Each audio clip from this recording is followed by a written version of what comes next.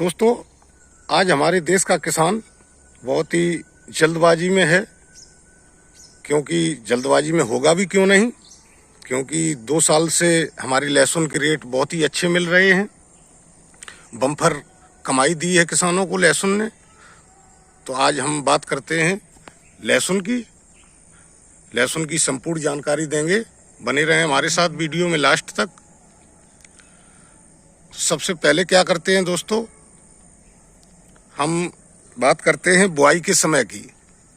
तो बुआई का समय जो है हमारे लहसुन का 15 अक्टूबर से और 15 नवंबर तक दी बेस्ट रहता है। मार्च में जाके हमारी फसल की हार्वेस्टिंग शुरू हो जाती है।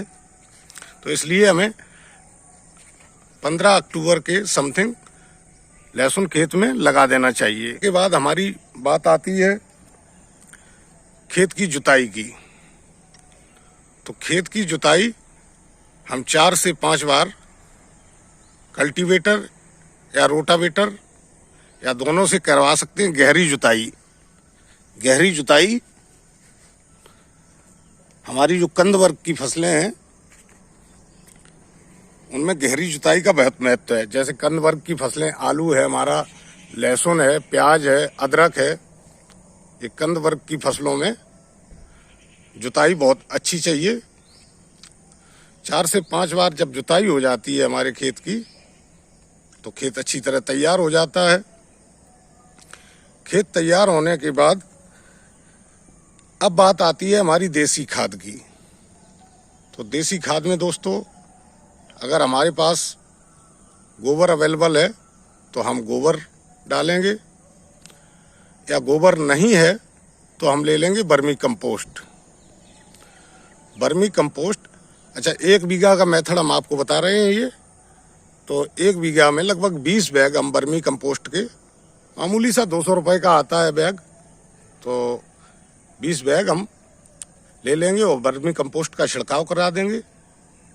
बर्मी कंपोस्ट का छिड़काव होने के बाद में हम ट्रैक्टर से हल्की सी जुताई करा देते हैं, ताकि हमारा जो बर्मी कंपोस्ट या गोबर खाद है अच्छी तरह खेत में मिल जाए और उसकी उर्वरा शक्ति अच्छी तरह से बढ़ जाए।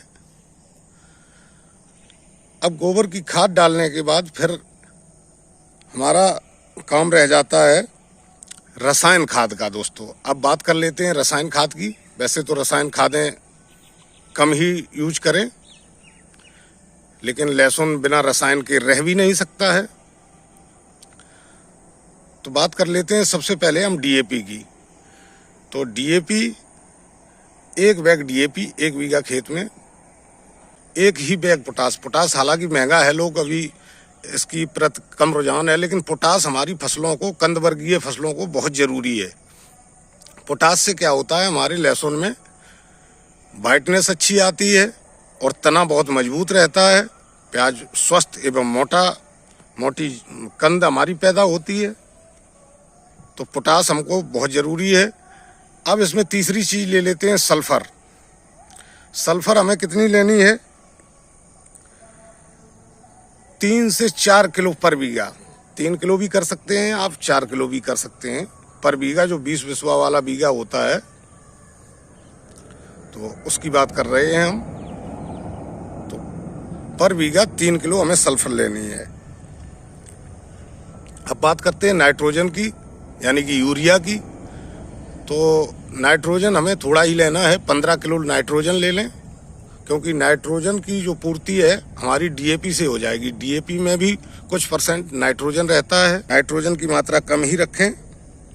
हो सके तो रोटावेटर से बढ़िया एक जुताई करा दें।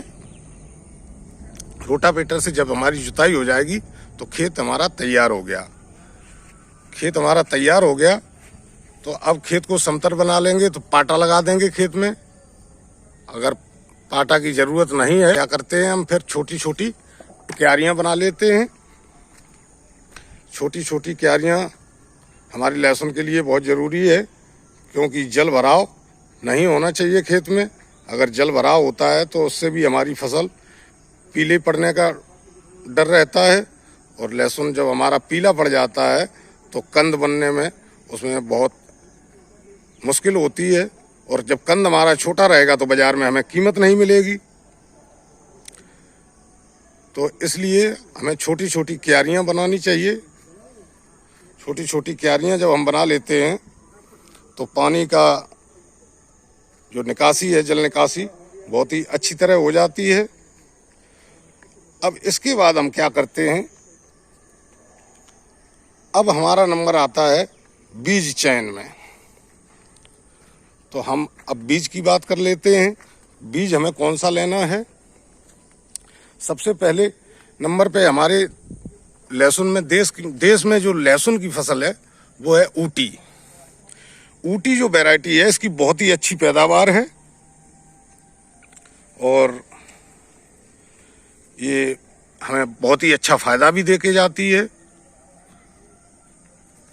ऊटी जो है ये एमपी में अधिकतर पैदा होती है और एमपी में ही इसकी मार्केट भी है। आता तो ऑल ओवर इंडिया है, लेकिन इसकी एमपी में पैदावार ज़्यादा है। कच्चा ही बिकता है, किसान इसको स्टोर नहीं कर सकता है। दूसरी वैरायटी की बात आती है हमारी G2। G2 ये बहुत ही अच्छी वैरायटी है, इसका उत्पादन भी बहुत अच्छा है और हमारे किसान इसे बहुत लगा भी रहे हैं। तीसरे नंबर पे बात करते हैं हम रियावन की। रियावन भी बहुत अच्छी वैरायटी है, इसे भी हम लोग बहुत अच्छी तरह पसंद कर रहे हैं। पिछले साल भी इसका रिजल्ट बहुत अच्छा मिला। होने के बाद खेत की तैयारी हो जाती है। अब बात आती है लहसुन की बिजाई की। तो हम बिजाई करते समय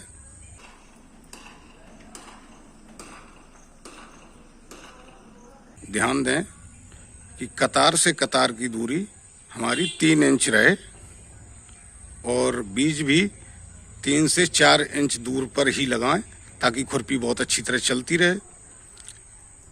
और इससे क्या होता है कि कंद को हवा भी थोड़ी जड़ों को लगती रहती है, उससे हमारी कंद बहुत अच्छी गांठ बनती है और अच्छी गांठ बनती है तो बाज़ार में इसके रेट बहुत अच्छे मिलते हैं हमें। तो इसलिए दूरी बहुत ज़रूरी, 3 से 4 इंच की दूरी पर लहसुन लगाएं। जब लहसुन हमारा लग जाता है, लगने के बाद एक हम 600 ml पेंडामेथिलीन का छिड़काव कर देते हैं। छिड़काव करने के 2 दिन बाद पानी लगा देते हैं खेत में, ताकि हमारे जो चौड़ी पत्ती और सकरी पत्ती के जो खरपतवार हैं वो खेत में नहीं जगते हैं। इससे हमें निराई और गुड़ाई में बहुत ही मदद मिलती है। तो जानकारी आप लोगों को कैसी लगी?